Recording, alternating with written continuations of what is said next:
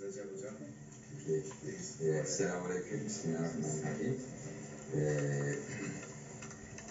We are in a Sufi lodge, Sufi Tekke, and this is a place to remind us to go to the highest levels of knowledge and even exceed limits of rationality, intuition, inner enlightenment, etc. Like rational level is kind of the foundation and a prerequisite to build upon and to go beyond, explore the borders of rationality, limits of rationality, and how you can go beyond it. And this part of the multiple layers of knowledge. So rationality is not dismissed by the Sufis, but they say rationality has its limits, and there is something beyond it as well. It complements the rational level of knowledge. And how do you attain this knowledge beyond rationality? It's through adab. It's through good manners. And the most important principle of good manners is charitableness, compassion, honesty, humility, serving the creation of God out of love for their creator. So this what makes you go beyond the limits of rationality. So it's not through academic study, it's not through contemplation, but through love, compassion, service, some good deeds, but only in an altruistic way, and for the sake of the Creator. It's kind of like a stewardship, not through academic study. So when we study argumentation and other disciplines, we should always keep in mind this multiplex epistemology, multiplex methodology. So rational knowledge and rational debate is only one layer in this multiplex structure. And I'm very happy that we are having this discussion in such a location. So yesterday we were in the madrasa, and madrasa is the habitus for rational nourishments and flourishing. And here, this is the Sufi Tekke, this is the habitus for spiritual nourishment. And you see these two institutions in the Islamic tradition, and in particular in the Ottoman tradition, they complemented each other, they supported each other, and people, especially the intellectual and the educated class, they were swinging, they were moving, between the two things without seeing any opposition, any negation between the two. Actually, this is the synthesis Ottomans reached. Like, we don't have the conflict between Ibn Taymiyyah and Ibn Arabi. Like, Arabs still continue, they could not solve it. But Ottomans solved like 7 centuries ago between roughly put it like mysticism and rationalism. And Arabs still debate about this, but Ottomans, they solved this issue. Through this multiplex perspective, that there are multiple levels of knowledge, and at each level of knowledge, truth may be different. So what Ibn Arabi, this great mystic, says is true at his level of thinking, and at the level of existence he's talking about. And what Ibn Taymiyyah or other rationalist thinkers say is true at the level of existence and level of knowledge they are talking about. So this multiplexity made a synthesis, but without collapsing one type of knowledge to the other type of knowledge. It maintained their claims and arguments, their concept of truth, without conflating them to each other. It's a new type of synthesis. A new type of synthesis through multiplexity. It's not obliterating the claims, but placing them in a broader framework. Now, within the particular domain of adar, bas, munazara, and debate, I call you for a new synthesis. I believe a new synthesis is needed today. Adar, bas, and munazara as a discipline actually is a synthesis of Greek or the Western wisdom with the Islamic wisdom. It's a synthesis, you know, and it's a 1,000-year-long tradition, but now eclipsed. And today, when we try to revive it, which I call rooted revival, at-Tajdid al-Mu'assar, rooted revival, with the new synthesis, again, you know, bringing together the Western, Eastern insights and combining with the Islamic insights, because like Muslims have open civilization, they did not mind translating all the Greek works into Arabic and integrating them with the Islamic knowledge, and the same way the Iranian, the Hindu traditions as well. So it's an open civilization. It brought more richness and wealth to Islam. And today we need to do another synthesis, bringing together the American, the British, the Indonesian, the Eastern insights, and I believe the Islamic intellectual tradition would allow this. Today, when we have been comparing different traditions with each other, the American, the British, the Eastern, Islamic, etc. As a sociologist, you know, I believe that we should take into account the culture and the social system in which these debate traditions are embedded. So, like the Islamic debate tradition is embedded within the Islamic civilization, within Islamic society, Islamic ethics. So it's embedded within this broader theme. And like virtue ethics, it's embedded in like Aristotelian and Christian, you know, broader cultural setting.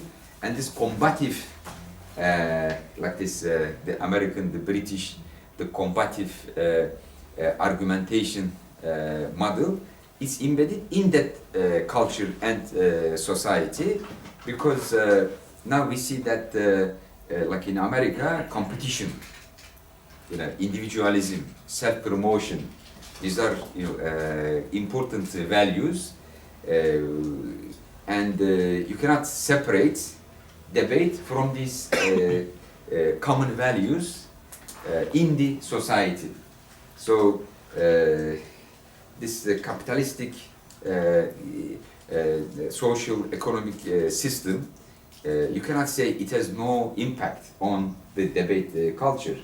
This secularistic, individualistic, you know, and also relativist culture, we cannot say, you know, it doesn't have anything on the debate system and debate culture. So when we analyze these systems, we have to take these things into account. So the Islamic society had the ulama elite, and they were called hawas, and they were in charge of society. They were running society. Like a few days ago, one student was asking me, there are so many fights in the dynasties and the rulers changing, etc. How did the society run? I said, those sultans, they did not run society. You know, they were having these fights in the palace, but society was run by the ulama. You know, like a sultan couldn't change the law, Sultan couldn't change the economics, system, etc. They were just having fight, limited in the palace. Society continued functioning the way it is, regardless who's the Sultan. Very minimum impact on society. So this ulama class, being the elite and running society in Islamic civilization is very important to take into account. So we need to analyze those different traditions and be aware the roots, of those models. What kind of cultural background gave rise, to these traditions when we make a synthesis, a new synthesis. And I completely agree with Walter that we have to be really honest, to Adab was Munāẓara tradition with a deeper understanding, and after testing, we realize the shortcomings and the areas of modification and improvement, rather than a superficially jumping, to eclectically bring things together. So it's a very sensitive issue, and there's a need for it, but it needs to be properly done. And I'm very happy that we have scholars, coming from different traditions, and also practitioners, coming from different traditions, and we have a very rich and constructive discussion for the last 3 days. I want to highlight a few distinctive aspects of Munāẓara tradition. Of course, this is something we are also still learning. We are not born into it. Sometimes I jokingly say we are tourists to our own culture. See what I mean? We are no different than Walter. See what I mean? He also he discovered earlier than me. Of course, he's more native. See what I mean?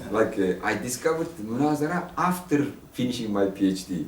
So he discovered while he was doing his PhD. So because of this cultural ruptures, cultural revolution, etc., we were completely alienated to our tradition, and now we are also learning and discovering this. And I have explained how I came to discover this tradition, and how I try to promote this discipline. And I believe that this discipline has a great potential to help us today in solving many of the problems that we encounter, from the most micro level, like the family level, to the most macro level, let's say global geopolitics. If we can come up with genuine, honest, charitable, compassionate, and also humble, humility is the most important value, I think, most important virtue in everything we do. And the opposite, like mukabara, the arrogance, kibir. I was told that there was Nurettin Topçu, he came, he did an excellent PhD in France, doctorat d'etat.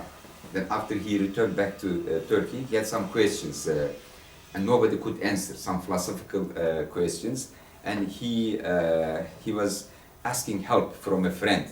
And this friend said, there is a Sufi sheikh, I can take you to him, and he can address your questions.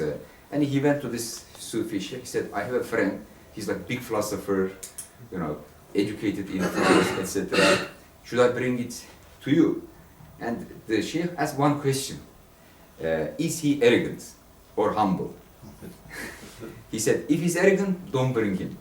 He'll not, I cannot benefit. But if he's humble, bring him over. He said, no, he's very humble. Then he brought him to him, and Nurettin Topçu learned a lot of things, from this Abdülaziz Bekkene, and he was an imam of a small mosque in Zeyrek, that you visited yesterday. So he changed his approach to many issues. So humility is the most fundamental value of Munāẓara debate. Munāẓara, so Munāẓara is a worship, is an act of worship, is a virtuous act in itself. Why? Because you are trying to discover or clarify truth, al-haq. And what other thing could be more virtuous act of worship than trying to discover or clarify the truth, this deliberation, tefekkur, thinking.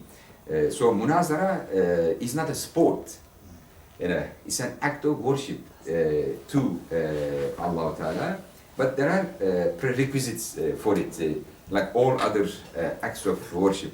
Like studying is an act of worship, teaching, learning is an act of worship. So Islam sacralizes all our activities. Like business is an act of worship, marriage is an act of worship, and debate is also an act of worship, very pleasing to God. But there are prerequisites and conditions for it. If it is performed according to these principles, prerequisites, then it's something that pleases God, and it's an act of worship, sacred act, because it serves truth, it serves educating people, it serves like making better decisions. There are many good outcomes involved in it. So that's why it's not combative, it's not like a self-promotion, it's not egoism, it's deliberative and collaborative. Because if it's combative, then it goes completely against the notion of Munāẓara from the very beginning. As I have said earlier, it's not a precise translation to say Munāẓara is debate. Munāẓara, literally translated, is co-thinking or joint thinking. Bringing minds together to think about an issue, to clarify it. The goal is izhar al-haq. Izhar does not mean ultimately determining the truth. Izhar means clarifying, shedding more light, manifesting. So, I mean, the parties, when they get together, they come, okay, let's test our ideas, let's deliberately think together to clarify, to shed more light, to unearth, to uncover the truth. So the goal is not to be... Is it to construct or uncover? Both, depending on the topic, sometimes you discover, sometimes you uncover, sometimes you construct. It depends on what kind of topic is discussed, is ikhbari or insha'i. If it's normative issue, like what kind of policy we should make, that is constructive. This is insha'i. But if it's about an empirical issue, then it's uncovering. Depending on the issue, under consideration and discussion. So that's why it's not conclusive. So if I lose the debate, it doesn't mean my idea was wrong. Because I lost this debate, perhaps tomorrow a new idea, a new supportive argument will come to my mind, or somebody else will have another idea. So losing, if one party loses the debate, it doesn't mean that idea is wrong. So I think this is very important because the concept of truth is a very dangerous concept. It can be misused, to justify authoritarianism and dictatorship. To silence anybody who goes against the truth. And we have experienced examples of it, like during the early Republican Turkey, Soviet Union, fascism, and also this paradox of tolerance, very dangerous idea, because like you have an idea and then you say, oh, these people are against the tolerance. I mean, it could easily be misused to oppress opposing ideas. But in the Munāẓara tradition, the concept of haq is again part of this general epistemology, methodology, and also ontology. So the al-haq first is a name of God, the truth, and then at the sociological level there is multiplex truth. Multiplex truth, as I have mentioned, like there is this Sufi understanding of knowledge, which is very different than the rational understanding of truth, and there's empirical truth. So there are multiple levels of truth, and at each level diversity is allowed.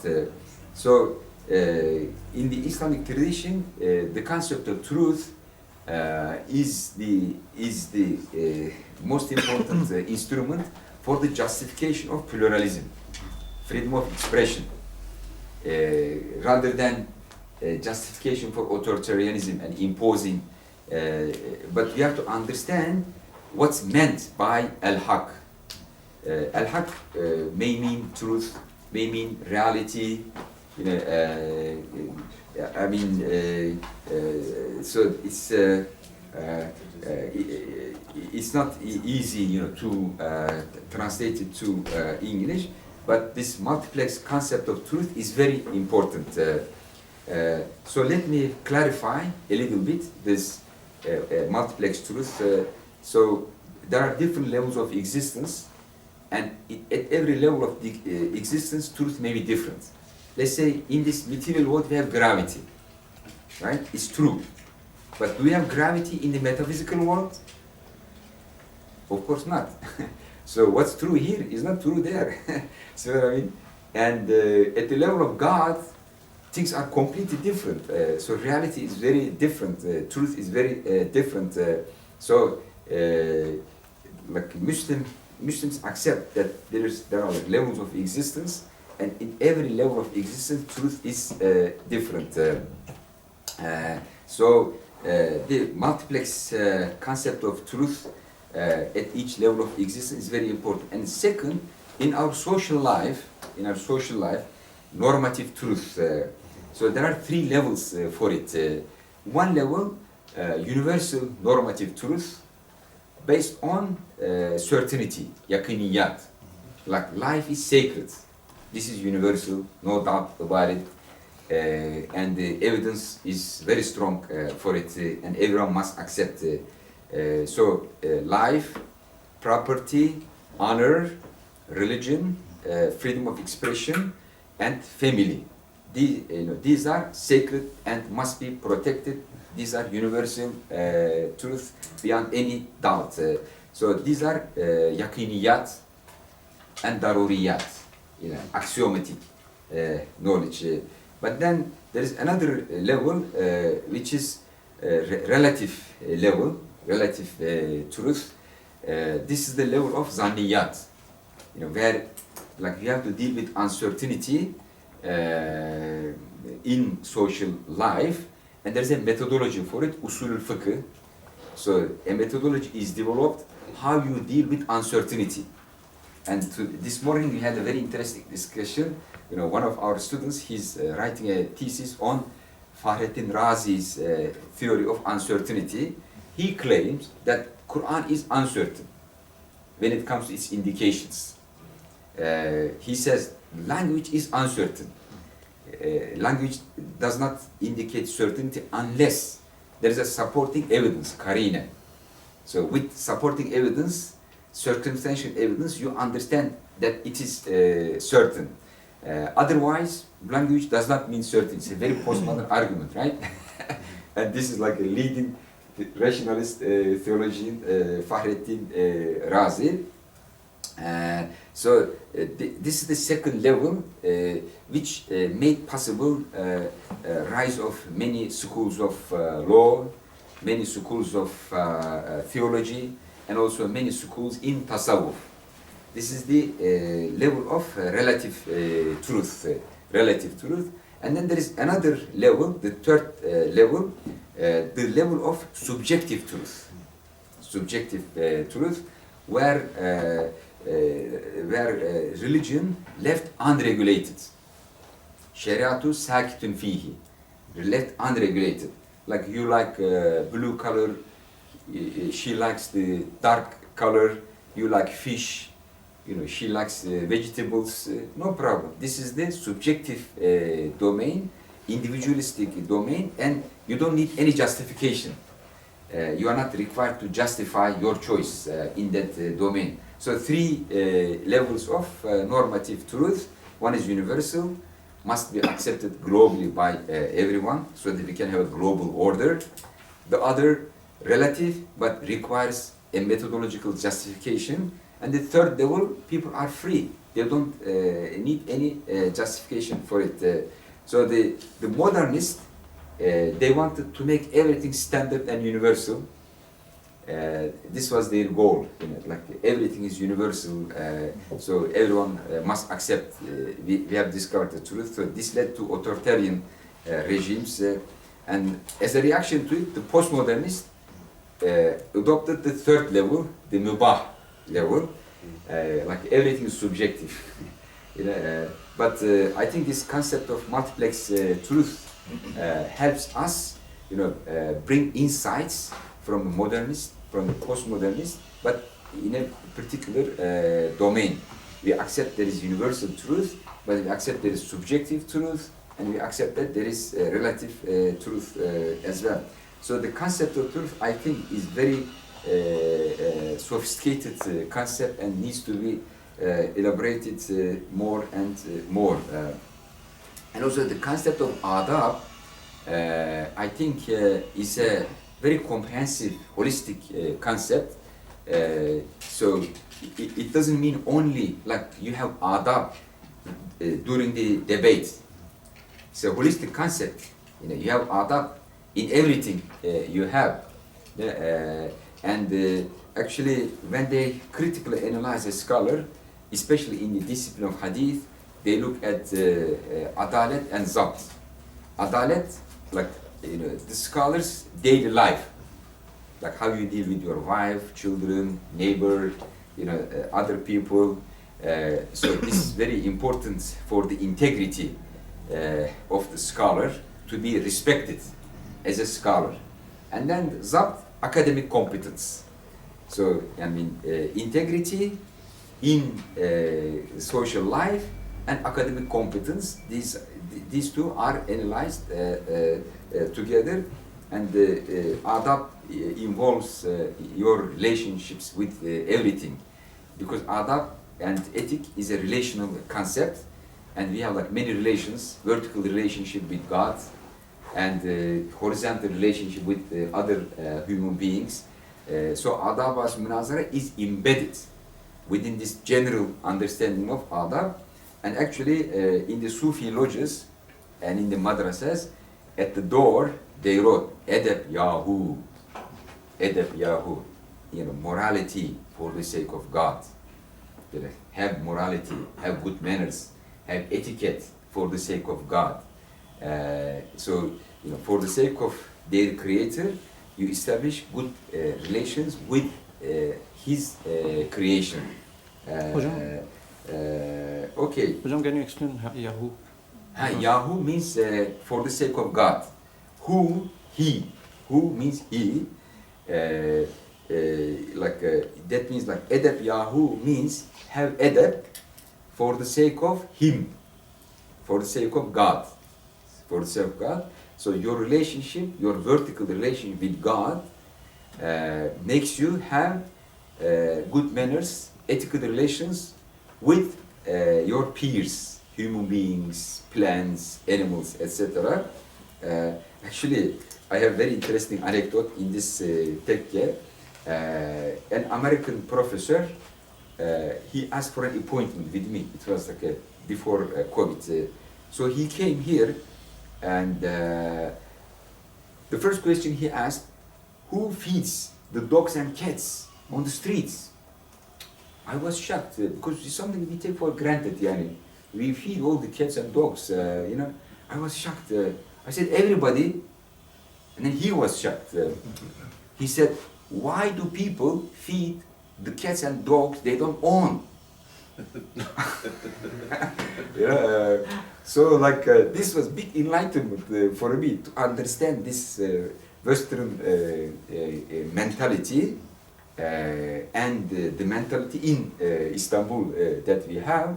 Like those cats and dogs, they have intrinsic value, you know, and this intrinsic value comes from the fact that they are created by God. And we are still. He doesn't see the birds that are fed also. Yeah, there are birds too. You know, so this Eder is a general, comprehensive concept. So we have like vertical relationship with God and horizontal relationship. But this materialistic understanding of the world and ethics misses this vertical relationship. And once you miss this vertical relationship, it's very difficult to assign any intrinsic value to other human beings or other creation. They have only instrumental or utilitarian value. So like, how can I benefit from Walter, you know? If he's going to help me in some aspect, then I should be kind to him. Otherwise, why should I care? See what I mean? This perspective. So that's why edep, Yahoo, you know, have edep, have ethics, morality for the sake of the Creator. Is very important. I think here the adab tradition can make significant contributions to us today in understanding debate because it has a holistic perspective, doesn't focus only on one element in the debate system. So it pays attention to the context, like people's intentions, etc., and inner disposition, intention. Intention is very important, and actually this is a prerequisite to be qualified, to be part of the debate. So there are intellectual prerequisites, like you have to know logic, you know, you have to know balagha, like rhetoric, because these are about how long language is used, and you have to know the subject. So these are academic, intellectual prerequisites, but at the same time, there is ethical prerequisites, that your intention is to discover the truth, not to defeat the other side. You are compassionate, honest, humble, etc. And actually, you can make a practical rule from this, that people can make like a self-declaration before they get involved, that I accept that my goal, I declare that my goal is clarification of truth in this debate, not defeating the other side, etc. This, like, you know, this is part of it. Time left for the discussion also. Yes, so it pays attention to the actors, the process, the virtues and vices, the outcome. So basically, I want to say that, you know, we have two traditions. Like one is like 1,000-year long tradition, but it went through an eclipse, and then there is an active living tradition. We need a new synthesis, you know, between these traditions. Why is such a synthesis important? Because today we have many problems because people don't know how to communicate in a very effective way, and how to make bahth and munazara, discussion and debate. And I believe, you know, this will help in many issues. And shura, consultation and deliberation is the most fundamental principle of Islamic political system, deliberation. And this deliberation, shura, can happen only through a very effective Bahth and Munāẓara. So our new project, what can we learn from each other, and how can we come up with a better argumentation model for the whole world. Thank you very much. I'm sorry I took longer than it was planned. Thank you very much. Yes, we have 20 minutes.